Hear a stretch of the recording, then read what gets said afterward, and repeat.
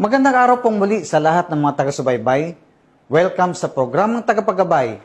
Samahan niyo po ako sa pagbibigay inspirasyon, pagbabahagi ng salita ng Diyos, at magandang balita mula sa ating Panginoon. Ako po ang inyong tagapaggabay, Police Major Fulgencio M. Canyon Jr., Chief Evangelical Base ng PNP Chaplain Service. Mga kababayan, alam po natin na ang pinakamasayang pakiramdam o naranasan po ng isang tao ay ang magmahal at ang minamahal. Kaya naman kung pag-usapan po natin ang patungkol sa pagmamahal, yan po ay mula sa ating Diyos na makapangyarihan na siyang unang umibig sa atin, kaya naman atin pong naranasan ito at ito po ay atin pong pinaparanas sa atin pong mga mahal sa buhay. Ayon po sa Jeremiah chapter 31 verse 3, I have loved you with an everlasting love. Tayo po, ano po ba yung pakiramdam natin nung tayo po ay may love? Di po ba, napakasaya po natin. Gustong-gusto po nating makausap yung taong doon tayo na in love, umaga, tanghali, gabi, laging laban ng ating isipan, ng ating puso, at gusto nating makasama na pangmatagalan. At gayon din naman po, no, na feeling, we are feeling appreciated. Naramdaman po natin na tayo po ay minamahal ng taong minamahal din po natin. At dito, kapag tayo po ay nagmamahal, ay pinapakita po natin yung kabaitan, pagiging masikaso, at binibigay po natin yung mga bagay na makapagpapasaya sa Kanya. Vice versa po, no? Tayo po ay nagbibigay, tayo po ang tumatanggap. So, napakagandang pakiramdam po na from husband and wife, ano? Yung husband and wife, nagbibigayan po sila, kanila pong pinaparamdam yung pagmamahal sa isa't isa.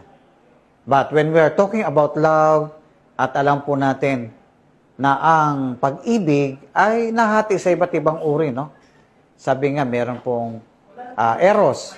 Ang eros daw po, yan po ay pagmamahal o pagmamahalan sa pagitan po ng husband and wife. At meron din naman pong yung pagkakaibigan, yung tinatawag po nating agape.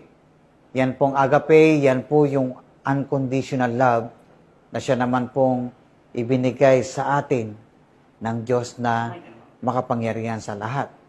So, meron din naman pong phileo. No? Phileo, ibig sabihin, yan po ay pagmamahalan po ng magkaibigan. No? At meron din naman pong storge. Yan pong pagmamahal ng magulang sa anak at pagmamahal po ng anak sa kanyang magulang. Kaya kung titingnan po natin, iba't ibang level po, no, ng pagmamahalan. So, napakahirap sabihin, sino ba ang mas mahal natin? Yung magulang natin o yung asawa natin? Yung kaibigan ba natin o yung asawa natin? O yung anak natin o ang kaibigan natin? So, may kanya-kanyang level po yan, no?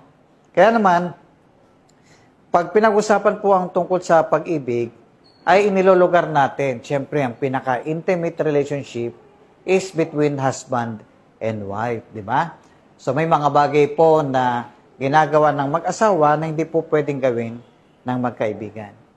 Ngunit, ang pinakamataas na antas ng pagmamahal ay ang tinatawag nating agape love. Ang agape love, it is unconditional love. Tayo po mga tao, madali nating sabihin, mamahalin kita kung mamahalin mo rin ako. Magiging mabuti ako sa iyo kung magiging mabuti ka sa akin. Pero dito, maging sino ka man, maging sino man tayong lahat, no? Tayo po ay inibig ng Diyos. Ito pong Lenten season ay nagsimula na po ngayong araw po, no? Araw ng Lunes hanggang Linggo. Ito po ay yung panahon ng pagdili-dili. It is about time for us to reflect. No? Isipin natin ano yung mga bagay na ginawa po ng Diyos sa atin. At alalahanin po natin ang dalawang bagay na gusto ko pong ibahagi sa inyo. Una, God's unconditional love. Minahal ka niya, maging sino ka man, minahal ka niya. At dahil sa kanyang pagmamahal ay binigay niya ang kanyang buktong na anak na si Jesus na nabayubay sa krus ng Kalbaryo upang tubusin ang ating mga kasalanan. Sabi nga po sa John chapter 3 verse 16, gayon na lamang ang pag-ibig ng Diyos sa sanlibutan at ibinigay niya kanyang buktong na anak. Nang sino mang sumampalataya sa kanya, hindi mapahamak, kundi magkaroon ng buhay na walang hanggan. Siya po ay namatay, ang Panginoon Hesus ay namatay sa krus ng Kalbaryo upang tubusin po ang ating mga kasalanan. Opo, alalahanin po natin God's unconditional love. Because of God's unconditional love, ay nandun po yung tinatawag nating grace o biyaya. No? Ano po ba yung grace? That is unmerited favor. Alam niyo po, dapat ikaw, ako, tayong lahat ng mga tao, ang dapat napako sa krus ng Kalbaryo. Ngunit dahil po sa pagmamahal ng Diyos, sa pagmamahal po ng ating Panginoon, ay ibinigay niya ang kanyang buhay at tinubos tayo sa mahal na halaga. At ano po yung pinangtubos niya sa ating mga kasalanan? Yun po ay ang kanyang banal na dugo na nabigay daan upang ang lahat ng mga tao ay mapatawad sa kanilang mga kasalanan at magkaroon ng pag-asa sa buhay nito. Dati-rati po, no, kung titingnan po natin sa banal na kasulatan, ang buhay po natin wala na pong pag-asa. Hopeless. We are in the hopeless situation. But because of God's unconditional love, siya po ay namatay para sa atin. And if you will accept Jesus Christ as Lord and Savior of your life, you will experience the great gift of salvation and eternal life that is given to all who believe in Christ as Lord and Savior of their life. Pangalawa po, God's love is constant, no? Pag sinabi natin consistent, God's love is consistent. Hindi nagbabago. Tayo po mga tao, kapag nangako tayo sa isang tao, madali pong mangako.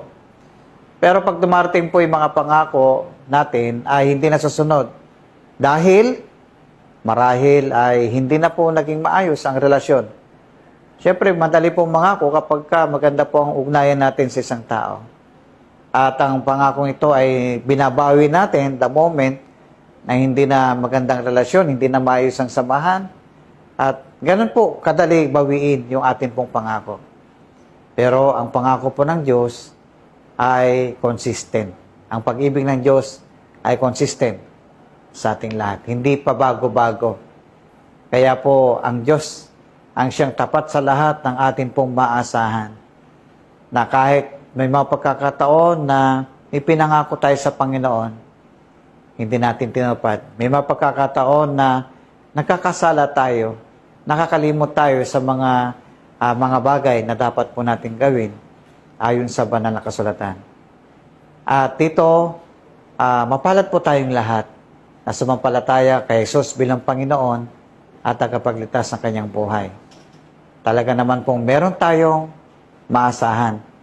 Kanino po? Sa ating Diyos na makapangyarihan. Sabi nga na po ng Panginoon, I will love you with an everlasting love. Kaya nga po, pag sinabi natin, if we define everlasting, paano mo ba i-describe yung everlasting? Pag sinabi pong everlasting, walang hanggan, walang katapusan.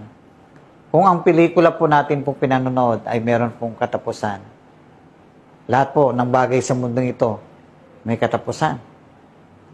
Even our life itself, ang ating buhay, kahit sabihin natin matagal tayong mabubuhay sa mundong ito, meron pa rin pong katapusan.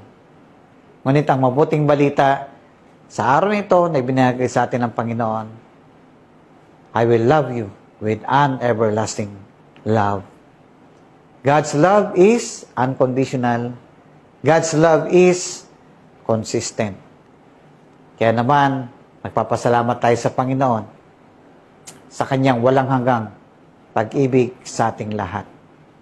At nawa, ang mabuting balitang ito ay may bahagi din po natin sa atin pong mga kaibigan, kakilala, kasama sa opisina, sa mga taong nawawalan po ng pag-asa.